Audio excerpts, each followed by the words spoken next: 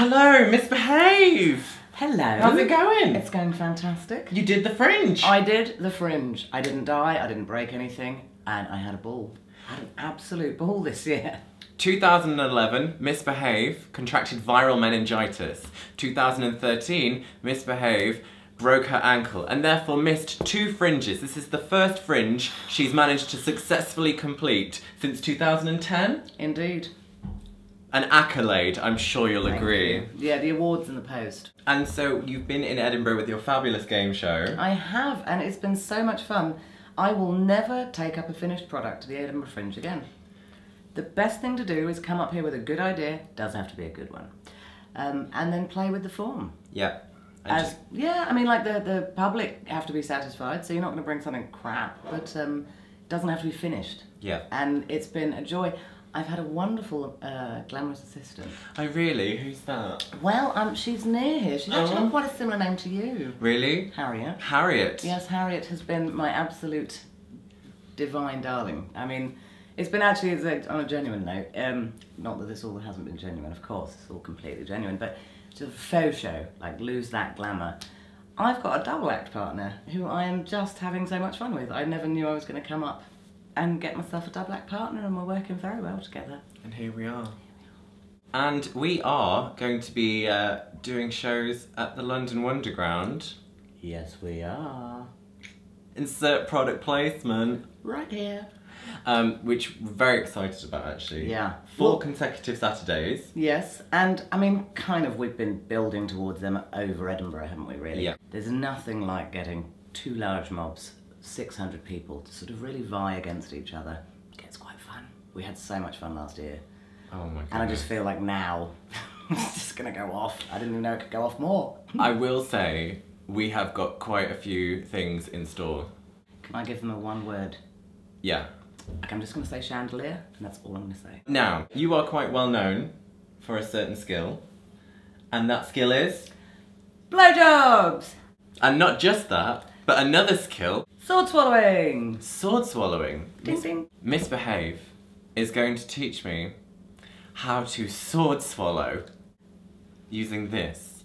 Now, I have to ask, have you ever taught anyone to sword swallow before? So this is a first for you, and a first for me.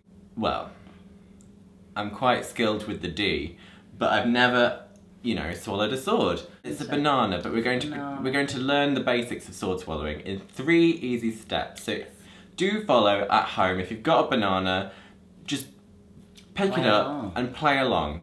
I'll say this, I mean, you can peel it, because you don't peel swords. Right, so what are some of the tips that you'd give us in terms of learning to sword swallow? Well, the first one I would say is one has to be able to remove the gag reflex. So, some of you may be familiar, you might or might not be familiar. Okay. I am. And so what you're going to do is, now you're not really in, technically speaking, the right position for sword swallowing, but I think for step 1, you should just see where your gag reflex is. Okay, so we're going to go and see. Just see if you can get it down to just about there. There? Mm-hmm. Okay. Very good. Right, I'm so impressed. so what is the impressed. You are. So secondly, it's a bit boring actually, the second one, do you mind? But it's about posture. Okay. So obviously, now so here's the thing, because people talk, yeah, you must, but it's all about posture essentially, because what you're going to be doing is you're going to just be tipping your head back, and you're just going to be finding a line from there all the way down to there. Because it goes all the way down. That's where your food goes. Can you, what does it feel like? It's quite literal, weirdly. It sort of just feels like you've got a sword down here. Okay. So I think what you should do is, I think you should just, step 2 should just be reconnecting with your gag reflex, but in the sword swallowing position. Okay. Okay. Now, see if that had been a sword. Very good. Oh, he's got the choke on, he's got the choke on. I'm going to take it out. I'm going to take it out of its skin. Unsheathed.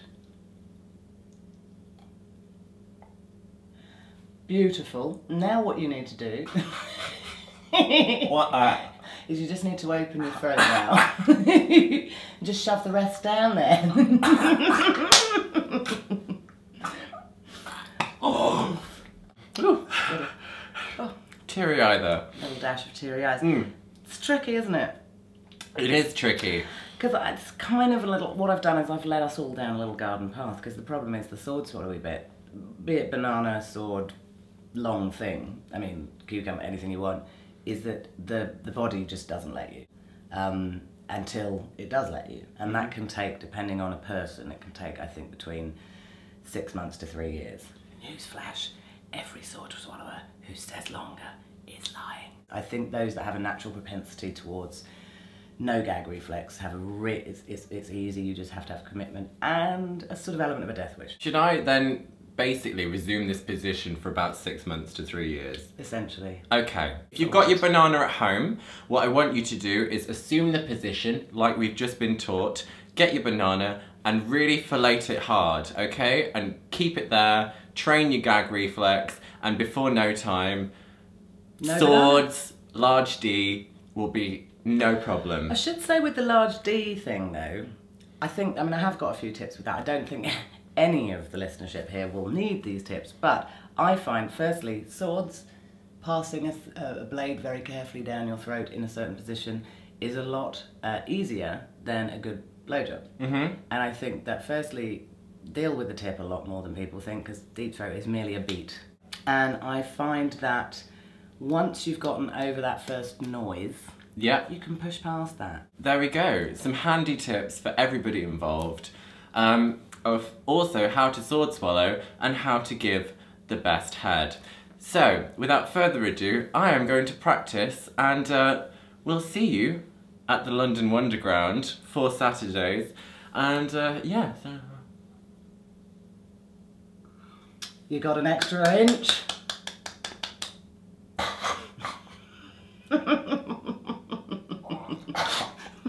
See, that's the noise you have to push past.